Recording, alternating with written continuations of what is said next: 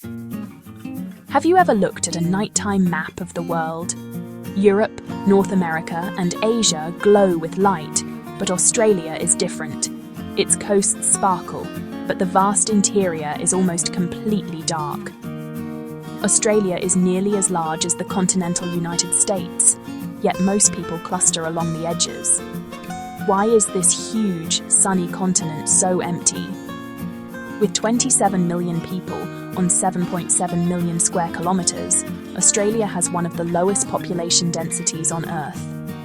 Over 90% of Australians live within 50 kilometres of the coast, leaving the interior to a few hardy souls, sheep, and plenty of creatures that bite. This emptiness isn't new, it's the continent's defining trait, shaped by its unique geography. The Outback, Australia's heart, is one of the world's toughest places for people to live. Extreme heat, little rain, and vast distances make the interior a formidable wilderness.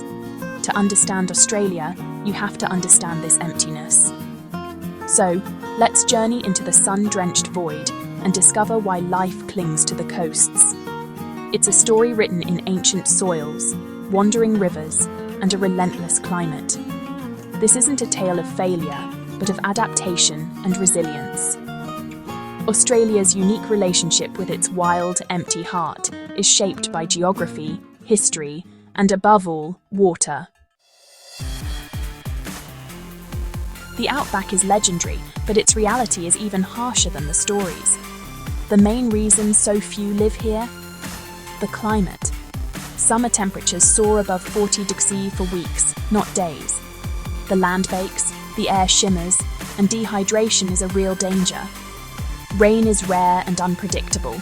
When it comes, it's often a dramatic flood, but most of the year is bone dry. This makes large-scale farming, and big cities, nearly impossible.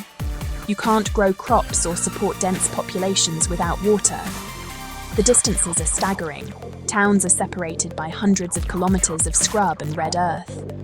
Infrastructure is expensive and hard to maintain, making daily life a logistical challenge. For those who do live here, resilience is a necessity. The Outback's beauty is raw and captivating, but its conditions keep it a land for the few. The people who call it home are a testament to adaptability, but the environment itself sets a hard limit on how many can stay. Extreme heat, scarce water, and vast distances. These are the Outback's rules, and they've shaped Australia's population from the start. If the Outback is harsh, the coast is Australia's gentle side. Most Australians live near the sea for one simple reason. The climate is far kinder, the ocean moderates temperatures, bringing cool breezes in summer and warmth in winter. Rainfall is more reliable, especially along the southeast and southwest coasts. The Great Dividing Range traps moist winds, creating green, fertile landscapes perfect for farming and cities. Natural harbours like Sydney and Melbourne made ideal gateways for trade and immigration. The coast offered everything: good weather, fresh water, fertile land, and access to the sea. On one side of the mountains, lush forests and bustling cities. On the other, the dry, sprawling Outback. The continent itself drew a line. This is where people will live. This natural division shapes every aspect of Australian life. It's why Australia is a nation of city-dwelling coast lovers, with a vast wilderness at their backs. The coast is where life thrives, and the Outback remains a wild frontier. Australia is ancient, one of the oldest, flattest, and driest continents. Its soils have been weathered for millions of years, losing vital nutrients like phosphorus and nitrogen. Most of the land is thin, sandy, and infertile, great for native plants, but tough for crops. Productive agriculture is limited to places like the Murray-Darling Basin and the coastal fringes, where soils are younger and richer. In the interior, vast stations graze cattle and sheep, but support very few people. Even with more water, poor soil would still limit dense settlement. Australia's ancient geology has shaped a land of red deserts and unique ecosystems. The very ground beneath your feet resists crowds. The story of Australia's population is as much about its soil as its climate. Water is the key to where Australians live. Most major rivers are in the east, especially the Murray-Darling system, the lifeblood of southeastern Australia. Away from these rivers, the interior has few permanent waterways. Most are dry for much of the year. Settlements rely on underground water from the Great Artesian Basin, tapped by iconic Outback windmills. But this water is often salty and limited, unsuitable for large-scale farming or big cities. The scarcity of water sets a hard limit on inland population. Coastal cities invest heavily in dams, pipelines, and desalination to secure their supplies. Replicating this in the vast interior would be astronomically expensive. In Australia, people follow the water, and the water is mostly on the coast. That simple fact shapes the nation's map. Australia's settlement pattern was set from the start. The first British colony at Sydney Cove was chosen for its harbour, fresh water, and farmable land. New settlements followed the same logic. Coastal inlets and rivers became the hubs of cities like Melbourne, Perth, and Brisbane. The interior was seen as a harsh wilderness, explored, but rarely settled in large numbers. Even the gold rushes mostly boosted towns in the fertile southeast. Over generations, Australians have stayed in the cities, where jobs, culture, and opportunity cluster. The coast became home, and the interior remained a frontier. This self-reinforcing cycle, combined with the land's challenges, made Australia one of the world's most urbanised nations. The preference for the coast is now a defining part of the national identity. The Outback isn't empty. It's the engine room of Australia's economy.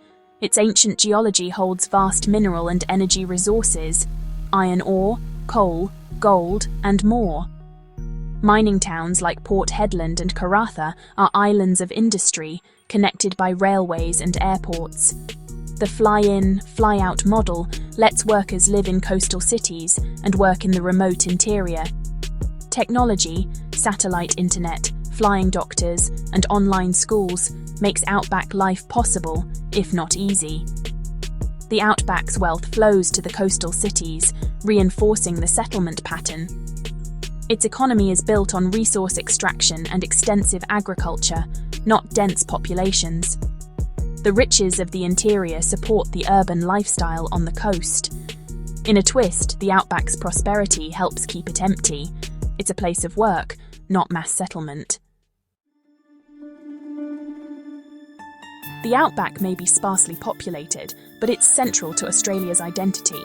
For Indigenous Australians, it's a living landscape, rich with stories and sacred sites, home to the world's oldest living culture. Places like Uluru are spiritual centres, not empty spaces. For others, the Outback symbolises resilience and independence, a romantic ideal woven into national folklore. Tourism thrives here, drawing people to its wild beauty, ancient culture, and endless skies. Visitors experience the Outback's vastness without living there, supporting local economies and Indigenous enterprises. The interior is both economic powerhouse and cultural touchstone. Its stories and heritage enrich all Australians, making the Outback far more than a blank space on the map. The emptiness is filled with meaning, history, and spirit. Australia is defined by its magnificent emptiness, a direct result of its ancient land and harsh climate. The coast is home to vibrant multicultural cities. The interior remains a wild, natural heartland. This contrast has created one of the world's most urbanized societies, while preserving a vast wilderness. The Outback is not a void, but a source of mineral wealth and cultural depth. Its endless sunshine now powers solar farms. Its open spaces attract scientists and adventurers. As the world crowds in, Australia's emptiness becomes a unique asset. It offers space, nature, and a sense of scale that's humbling. Australia's story is one of adaptation, living with, not conquering, a powerful land. The bright coastal cities and the deep Outback darkness are two sides of the same coin. the Great Australian Emptiness is a presence to be respected, a